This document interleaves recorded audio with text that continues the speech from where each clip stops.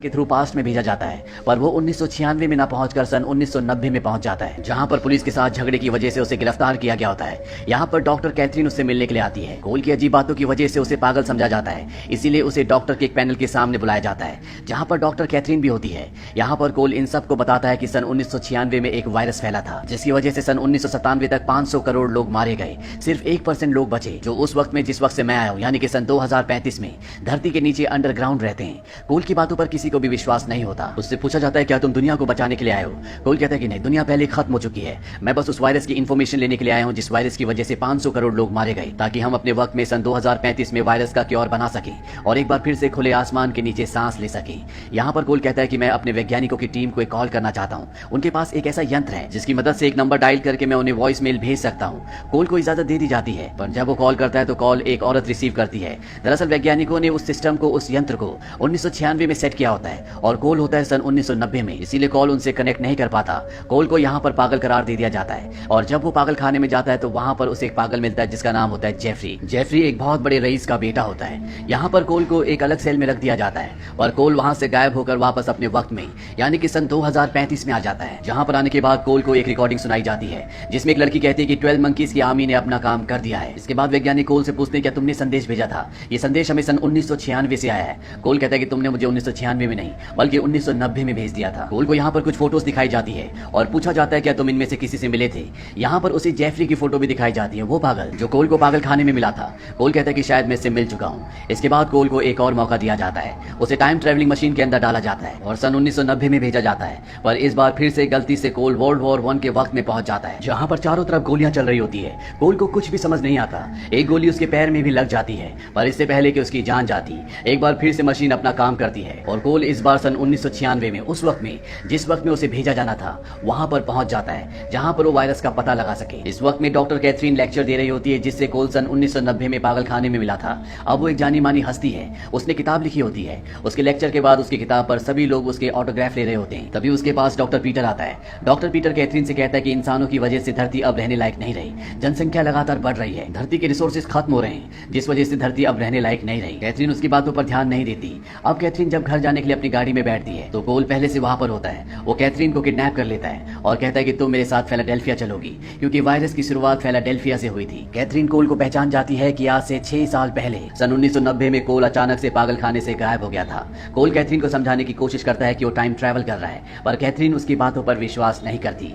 ये दोनों के दोनों फिलाडेल्फिया पहुंच जाते हैं, जहां पर कोल देखता है कि दीवारों पे 12 मंकी ग्रुप के निशान होते हैं। वो समझ जाता है कि अब 12 मंकी ग्रुप सक्रिय है और आज से ठीक 1 महीने बाद दुनिया में वायरस फैलना शुरू हो जाएगा, जिस वजह से 500 करोड़ लोगों की मृत्यु हो जाएगी। फिलाडेल्फिया में कोल को एक दुकान के बाहर पिग का साइन दिखता है और ये 12 मंकीज ग्रुप का साइन है। कोल उस शॉप के अंदर जाता है जहां पर एक लड़की और 2 लड़के होते हैं। कोल उनसे कहता है कि मुझे पता है कि तुम 12 मंकी ग्रुप के सदस्य हो, मुझे तुम्हारे लीडर का नाम जानना है। हालांकि वो बताना नहीं चाहते, पर जब कोल लड़की के सिर पर गन तान देता है तो उन्हें बताना पड़ता है कि हमारे लीडर का नाम जेफरी है। जेफरी वही है जिससे सन 1990 में कोल पागल खाने में मिला था। वो बताते हैं कि जेफरी अब बहुत फेमस है, उसके पिता एक वायरोलॉजिस्ट है। वायरोलॉजिस्ट वो होता है जो वायरस के ऊपर काम करता है और जेफरी अपने पिता का विरोध करता है, इसीलिए वो दुनिया के सामने, मीडिया के सामने बहुत फेमस हो गया है। कोल यहाँ से कैथरीन के साथ जेफरी के घर की तरफ निकल पड़ता है। जेफरी के साथ कैथरीन इसलिए क्योंकि उसे लगता है कि ये एक मानसिक रोगी है, इसे उसकी जरूरत है। कोल 1996 में आने से पहले वर्ल्ड वॉर 1 के वक्त में चला गया था, जहां पर उसके पैर पर गोली लगी थी और अभी भी वो गोली उसके पैर में होती है। कैथरीन कहती है कि मैं एक डॉक्टर हूँ,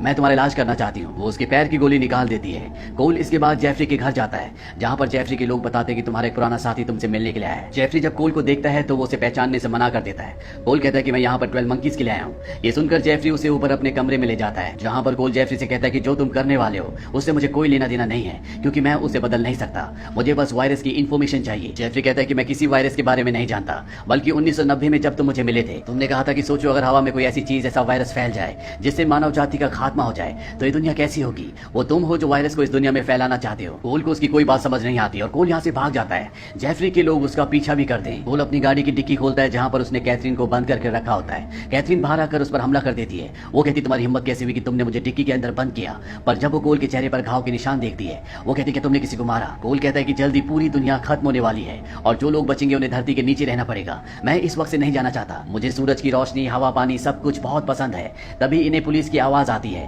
कैथरीन पुलिस का ध्यान खींचने के लिए हॉर्न बजाती है और जब वो उस तरफ देखती है जहां पर अभी कोल खड़ा था तो वहां पर कोई भी नहीं होता। कोल ठीक उसी तरह से गायब हो गया होता है जिस तरह से आज से 6 साल पहले 1990 में वो पागल खाने से अचानक गायब हो गया था। कोल अब वापस अपने वक्त में यानी कि सन 2035 में पहुंच गया होता है। वहीं 1996 में फॉरेंसिक रिपोर्ट वाले कैथरीन को बताते हैं कि जो गोली आपने कोल की बॉडी से निकाली थी वो इस वक्त की नहीं है, वो वर्ल्ड वॉर 1 के वक्त की है। ये गोली उस वक्त चलाई गई थी। ये सुनकर कैथरीन पूरी तरह से हैरान हो जाती है। कैथरीन दरअसल इसी तरह की घटनाओं पर रिसर्च करती है। उसके पास बहुत सारी फोटोज होती है और जब वो वर्ल्ड वॉर 1 की एक फोटो देखती है तो उस फोटो में कोल भी होता है। वो समझ जाती है कि कोल पागल नहीं है। उसने आज तक टाइम ट्रेवल के बारे में जो कुछ भी कहा है वो बिल्कुल सही है, यानी कि अब दुनिया खत्म होने वाली है। इसीलिए जेफरी के पिता को कॉल करती है और बताती है कि आपका बेटा जेफरी आपकी लैब से वायरस चुराएगा जिसकी वजह से पूरी दुनिया खत्म हो जाएगी। दरअसल कैथरीन और कोल को यकीन है कि 12 मंकीज का लीडर जेफरी वायरस पूरी दुनिया में फैलाता है, पर जेफरी के पिता कहते हैं कि जिस लैब में वायरस है जेफरी कभी भी वहां तक नहीं पहुंच सकता। वहीं सन 2035 में दिखाया जाता है जहां कोल पहुंच चुका है। कोल को एक बार फिर से सन 1996 में भेजा जाता है ताकि वो वायरस का पता लगा सके। 1996 में आने के बाद कोल कैथरीन से मिलता है। वो कहता है कि मैं अपने आप को पुलिस के हवाले करना चाहता हूँ। बार बार टाइम ट्रेवल करने की वजह से कोल के दिमाग पर गहरा असर पहुंचा होता है। कैथरीन कहती है कि मुझे पता है कि तुम बिल्कुल ठीक हो। वो कोल को अपने साथ ले जाती है और उससे उस नंबर के बारे में पूछती है जिस नंबर के जरिए वो सन 2035 में वैज्ञानिकों से बात कर सकता है। पर कोल को यहाँ पर यकीन हो जाता है कि ये सब उसका भ्रम था।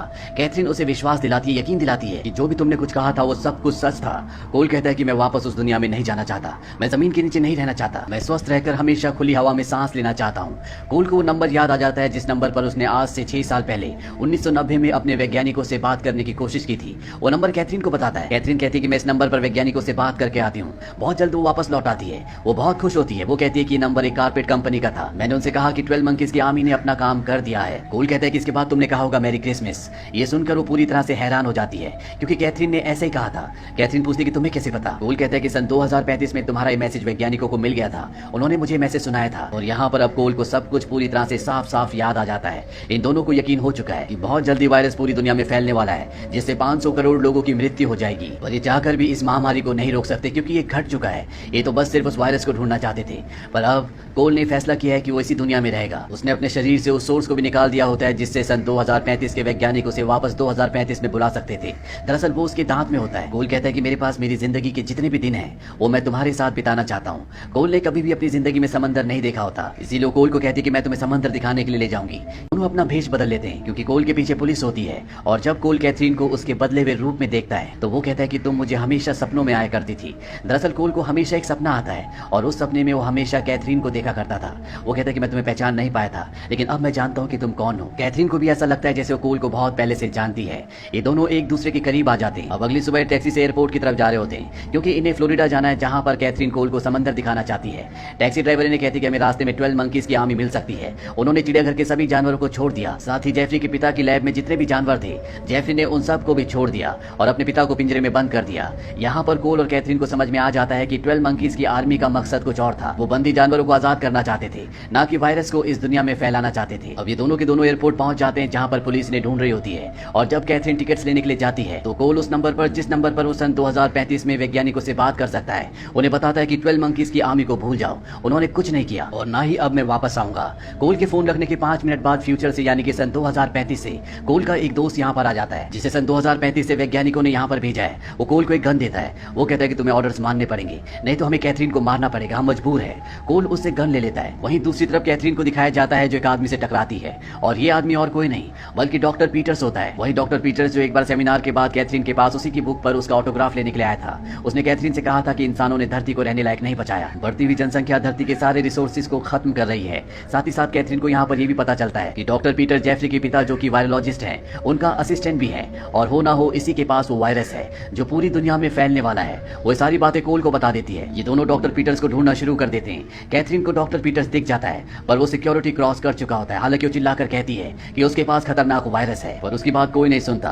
कोल के पास जो गन होती है वो उसे लेकर डॉक्टर पीटर्स के पीछे भागता है पर तब तक पीछे से पुलिस आ जाती है जो पहले से कोल को ढूंढ रही होती है और वो कोल को गोली मार देती है। कैथरीन कोल के पास जाती है जहां पर कोल अपनी जिंदगी की आखिरी सांसें लेता है। ये वो पल होता है जो कोल ने अपनी जिंदगी में सपनों में कई बार देखा होता है। कैथरीन समझ जाती है कि कोल कहीं न कहीं 1996 में यहीं पर कहीं है। वहीं दूर से एक छोटा सा बच्चा ये सब कुछ देख रहा होता है और ये बच्चा और कोई नहीं बल्कि कोल का बचपन का रूप होता है। यानी कि इस वक्त में दो कोल होते हैं, एक 1996 का जब कोल बच्चा था और दूसरा 2035 का जो टाइम ट्रेवल करके यहाँ पर पहुंचा है। कैथरीन कोल के बचपन के रूप को पहचान जाती है। वहीं प्लेन में डॉक्टर पीटर्स को दिखाया जाता है जो एक हफ्ते में कई अलग अलग देशों में विजिट करने वाला है ताकि उसके बैग में जो वायरस है वो उस वायरस को उन देशों में छोड़ सके। पर यहाँ पर उसकी बगल वाली सीट में एक लेडी बैठी होती है और ये सन 2035 से यहाँ 1996 में आई होती है। यानी कि इसे पता है कि पीटर ही वो आदमी है जिसने वायरस पूरी दुनिया में फैलाया था और अब वैज्ञानिक इस असली वायरस का पता लगाकर सन 2035 में जहाँ पर दुनिया लगभग पूरी तरह से खत्म हो चुकी है वहाँ पर वायरस का क्योर ढूंढ सकते हैं जिससे दुनिया एक बार फिर से पहले की